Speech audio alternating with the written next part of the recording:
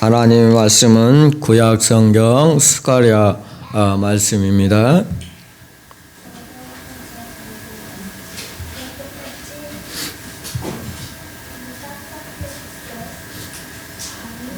다리오 왕 제2년 8째 달에 여호와의 말씀이 이도의 손자 베레기야의 아들 선지자 스가랴에게 임하니라. 이르시되 여호와가 너희의 조상들에게 심히 진노하였느니라. 그러므로 너는 그들에게 말하기를 만군의 여호와께서 이처럼 이르시되 너희는 내게로 돌아오라. 만군의 여호와의 말이니라. 그리하면 내가 너희에게로 돌아가리라. 만군의 여호와의 말이니라. 너희 조상들을 본받지 말라. 옛적 선지자들이 그들에게 외쳐 이르되 만군의 여호와께서 이같이 말씀하시기를 너희가 악한 길 악한 행위를 떠나서 돌아오라 하셨다 하나 그들이 듣지 아니하고 내게 귀를 기울이지 아니하였느니라. 여호와의 말이니라. 너희 조상들이 어디 있느냐? 또 선지자들이 영원히 살겠느냐? 내가 나의 종 선지자들에게 명령한 내 말과 내 법도들이 어찌 너희 조상들에게 임하지 아니하였느냐? 그러므로 그들이 돌이켜 이르기를 만군의 여호와께서 우리 길대로 우리 행위대로 우리에게 행하시려고 뜻하신 것을 우리에게 행하셨도다 하였느니라. 네. 오늘은 스가랴 말씀을 가지고 생각해 보겠습니다. 이제 구약 성경은 이제 말라기 다음 주에 말라기 말씀이고요.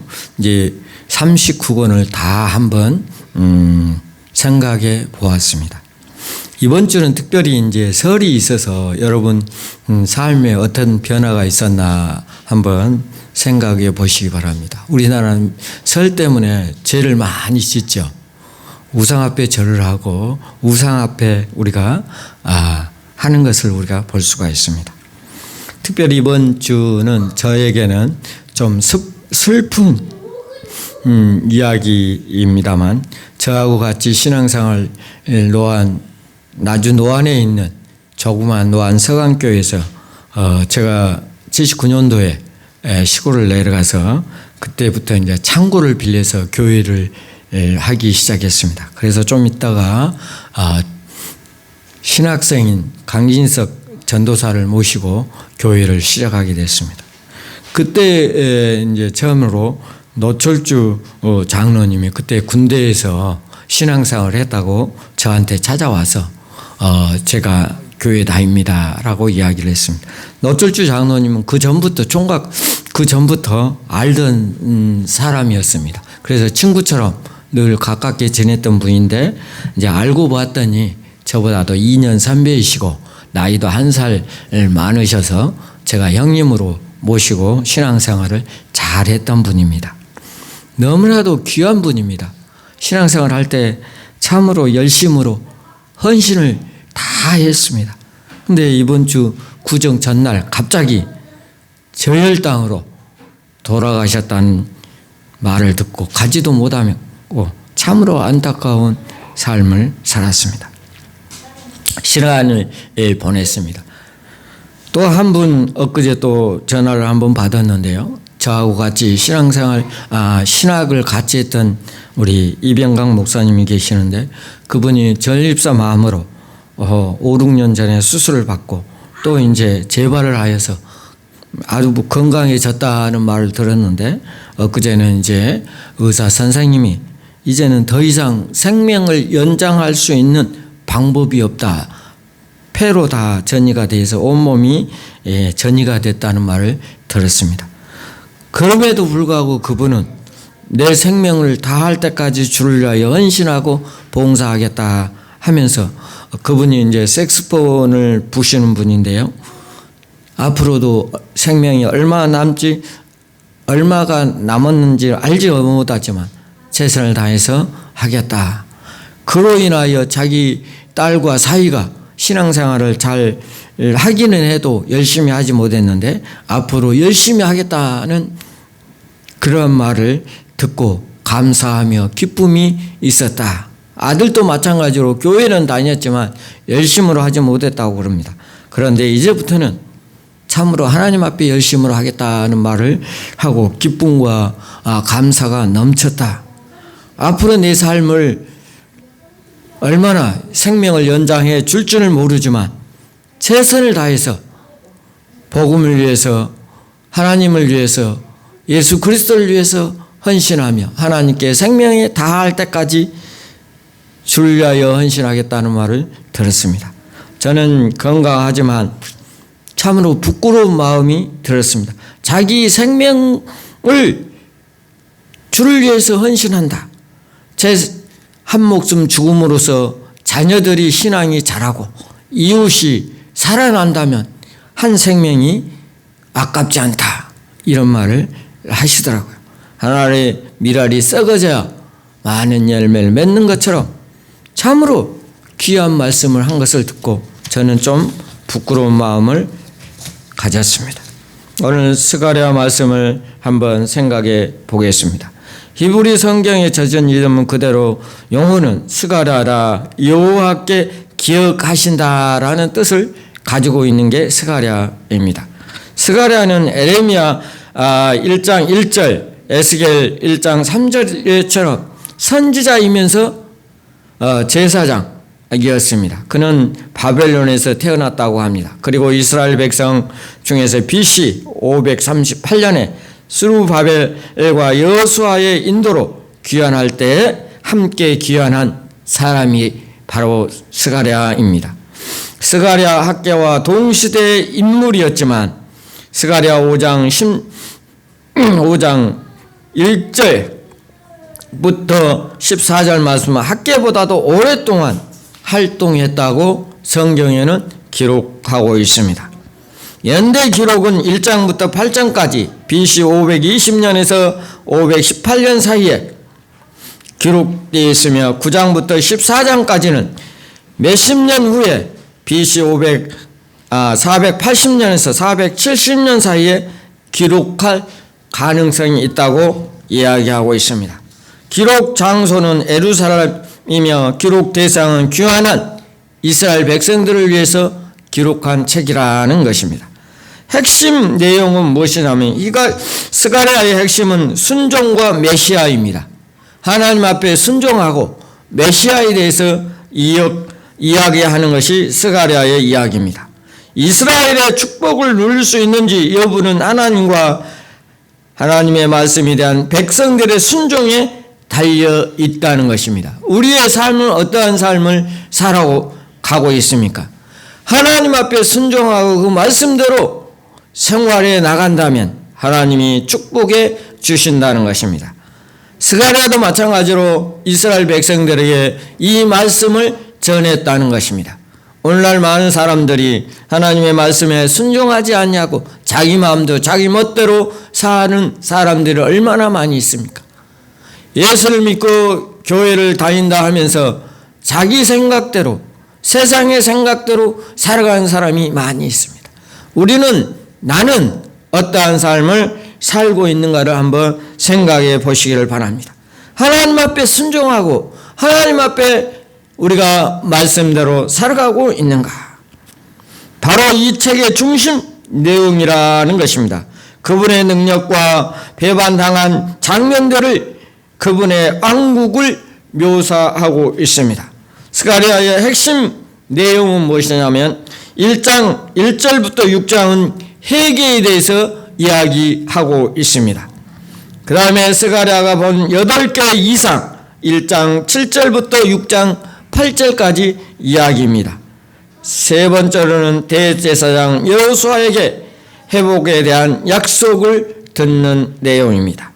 네 번째는 금식 문제와 예루살렘의 회복에 대한 약속 7장 1절부터 8장 23절까지 이야기가 나오고 있습니다. 다섯 번째는 두 개의 경고가 나옵니다. 메시아의 미래와 하나님 나라의 안전한 실현에 대해서 이야기해 주고 있는 것입니다. 9장 1절부터 14장 21절까지의 말씀입니다. 학개서와 스가랴서 말라기서는 포로기 이후 페르시아 시대의 배경을 구약 선지 학문으로 이루어지고 있습니다. 학개와 스가랴의 동시대 인물로 페르시아의 세 번째 왕인 다리오 1세 때 서로 힘을 합쳐 예루살렘 성전을 건축하는 일을 독려하고 있었던 것입니다. 스가랴의 사역은 학개의 사역이 시작된 지 2개월 후에, 즉 다리오 왕 제2년 8째 달부터 시작하였습니다. 주전 520년에 여호와의 말씀을 임함이라고 시작되고 있습니다. 그 마지막 사역을 기록한 연대는 다리오 왕 제4년 9째 달 곧 기슬이 올 4일에 스가랴 7장 1절로 이야기하고 있습니다. 그가 예루살렘에서 성전을 완성되는 지 약 2년 동안 계속 사역을 했던 것입니다. 9장부터 14장 내용을 보면 성전이 완전히 완성한 후에도 계속 사역했던 것을 알 수가 있습니다. 학개는 백성들에게 성전을 짓도록 동기부여를 한 반면 스가랴는 그들에게 회개와 영적인 개혁을 촉구했던 것입니다. 스가랴는 성전 건축을 완료되었을 때 합당한 예배를 드리도록 백성들에게 준비시키는 임무를 맡았습니다. 학개서는 당시 총독이자 리더였던 스룹바벨을 오실 메시아의 예표로 제시한 것으로 마치는데, 스가랴서는 진정한 메시아가 오심을 예언하고 있습니다. 스가랴 메시지는 주제는 회개하고 하나님의 왕국의 메시지의 오심을 준비하라는 것입니다. 우리들도 마찬가지로 늘 주님 앞에 회개할 수 있는 삶을 사시길 바랍니다. 요한 후서 1장 9절 말씀에 보면 하나님 앞에 우리가 회개해야 된다는 사실을 우리가 알아야 될 것입니다. 우리 한번 찾아볼까요? 요한 1장 9절 말씀. 만일 저희 죄를 자백하고, 한번 누가 크게 한번 읽어보세요.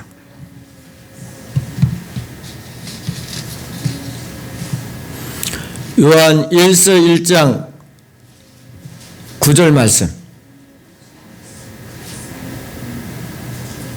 만일 우리가 우리 죄를 자백하며 그는 기쁘시고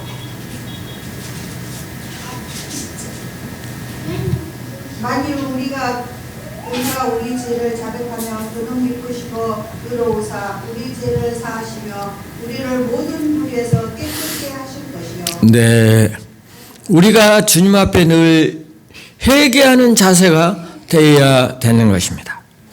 하나님 앞에 회개하지 않는다면 죄 용서함을 어떻게 받겠습니까? 그러기에 소선지 중에서 메시아에 대한 예언이 가장 많은 책이라 이야기할 수가 있습니다. 구약 전체에서 이사야서 다음으로 메시아적인 목자 왕에 대한 이야기와 예언이 많이 나오고 있습니다. 신약에서는 70번 이상의 스가랴서를 직접 인용하거나 암시하는데 대부분 요한계시록을 이야기할 수가 있습니다. 발견할 수가 있습니다. 스가랴는 여호와께서 기억하신다라는 의미라고 이야기하였습니다. 이것은 포로기 이후의 백성들을 향한 하나님의 핵심 메시지이기도 합니다. 페르시아의 통치 아래에서 포로 생활을 하다가 조국으로 귀환한 이스라엘 백성들에게 많은 것을 기대하고 있었습니다. 성전은 돌모독에 이루어 있는 상태였고 방치되었고 가물때 농사에 어려움을 겪고 있었습니다. 하나님 과거 선지자를 통해 약속하신 이스라엘의 영광스러운 미래를 향한 언약은 이루어질 기미가 전혀 보이지 않았습니다. 원수 국가들에게 패망을 했고 이스라엘의 명예와 영광을 회복을 메시아를 통해서 통치해서 다윗 왕의 회복을 모든 것을 원했지만 그러지 않았다는 것입니다. 그 와중에서 학개와 스가랴는 힘을 합쳐 성전을 건축을 촉구하면서 모든 것이 활기가 뛰기 시작했습니다. 스가랴의 이름의 의미를 여호와께 여전히 언약, 기억하신다는 것을 알려주고 메시아의 오심을 그분은 다스리는 왕국을 도래를 예언하면서 백성들에게 희망과 기대를 심고 그들의 영적인 준비를 시키는 역할을 했습니다. 그 메시아가 누굽니까? 예수 그리스도이라는 것입니다. 예수님이 다시 오신다는 것입니다. 오늘날 많은 사람들도 마찬가지입니다. 예수님은 십자가에 돌아가시고 3일 만에 부활하셔서 40일 동안 이 땅에 계시다가 하늘나라에 올라가셨습니다. 그때 하신 말씀이 무엇입니까? 성령을 너희에게 보내주겠노라고 이야기를 했고 언젠가는 다시 예수님이 이 땅에 오신다는 약속을 해 주었습니다.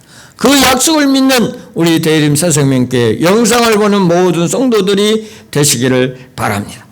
구약에서만 32명 정도의 스가랴 이름이 등장할 정도로 이름이 흔했다고 성경에는 이야기하고 있습니다. 그 이름조차도 흔한 이름조차도 우리가 잘 기억하지 못하는 사람도 있습니다. 그가 베레가의 아들이며 이또의 손자임을 기억하는 것이 좋습니다. 느헤미야는 이또는 레잇 사람으로 기억하고 있어 스가랴가 선지자인 동시에 레잇임을 알 수가 있습니다. 또한 스가랴는 바벨론 포로 생활에서 예루살렘으로 귀환할 때 5만 명 중에 한 사람이었습니다. 스가랴서는 두 개의 부분으로 나눕니다. 첫째 부분을 이루는 1장부터 8장은 메시아의 왕국을 위한 준비를 다루고 있고요. 두 번째 부분은 이루는 것은 9장부터 14장은 메시아의 오심에 대한 예수 그리스도의 삶, 이스라엘의 구원과 통치는 바로 예수님이라는 사실을 이야기해 주고 있습니다. 첫 번째 부분은 8개의 한상으로 유명합니다.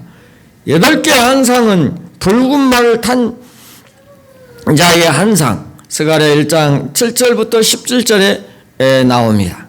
네 뿔과 네 대제사장들이 나오는데 스가랴 1장 18절부터 21절 말씀.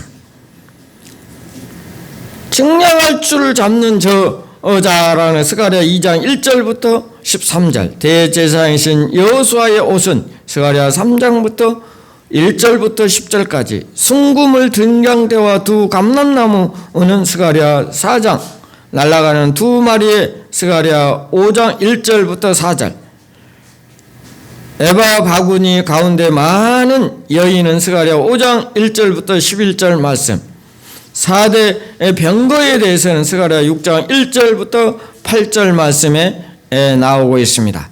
이 한상들에는 무시적이며 비유적인 표현들이 가득한데 그래서 스가랴서는 이렇게 느껴지기도 합니다. 두 번째 부분은 오실 왕 목자 메시아에 대한 이스라엘의 미래의 구원과 승리를 보여주는 책이라 이렇게 이야기할 수가 있습니다. 스가랴서는 여호와의 날에 이스라엘이 하나님 앞에 성결된 것을 고대하면서 에스겔서, 다니엘서와 견줄 만한 묵시적이고 종말적인 메시지로 가득 차 있습니다. 마치 신약의 요한계시록 일부를 보는 듯한 책이 바로 스가랴서입니다.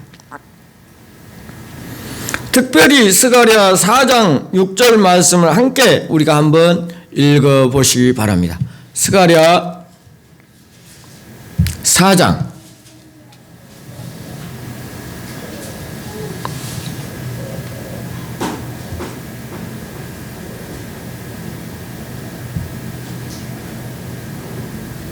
6절 말씀 한번 보겠습니다.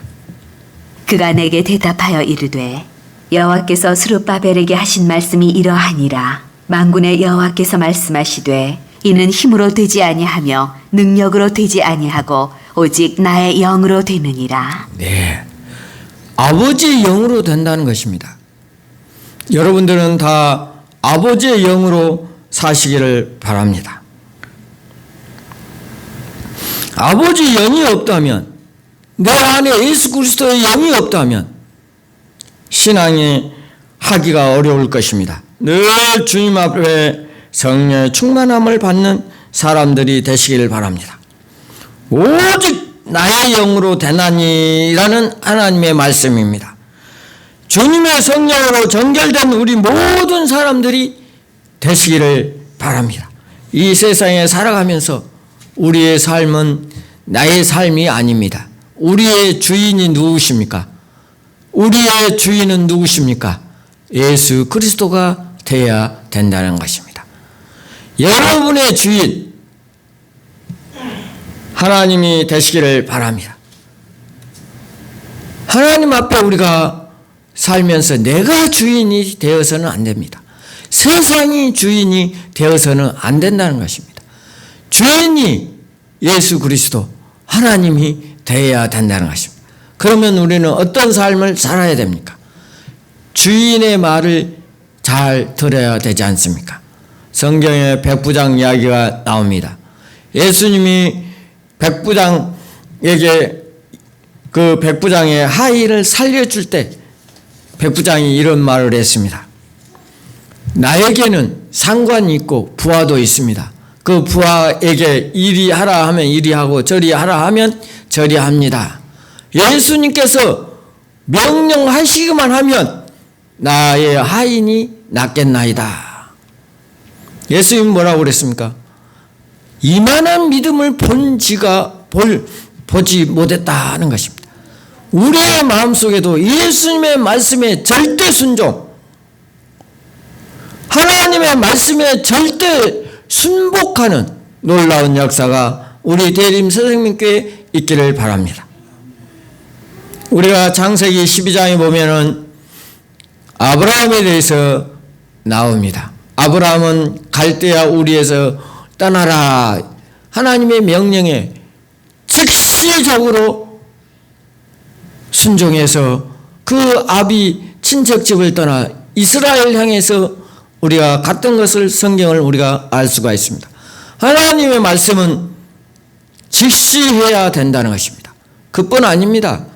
아브라함은 100세에 얻은 이삭을 어쨌습니까? 바치라고 그랬습니다. 그때 아브라함은 자기 아내 사라하고 상의하지 않았습니다. 어떻게 했습니까? 즉시 했습니다. 바로 했습니다. 아들 100세를 얻은 그 아들을, 눈에 넣어도 안 아플 그 아들을 하나님의 말씀에 의해서 순종했다는 것입니다. 여러분의 삶도 어떠한 삶을 살고 있습니까? 하나님의 말씀을 우리가 즉시 순종하는 우리 대림 새생명교회 모든 성도들, 영상을 보는 모든 성도들이 되시기를 바랍니다. 예수님의 말씀에 순종하는 사람이 얼마나 많습니까? 예수님의 12 제자들도 마찬가지였습니다.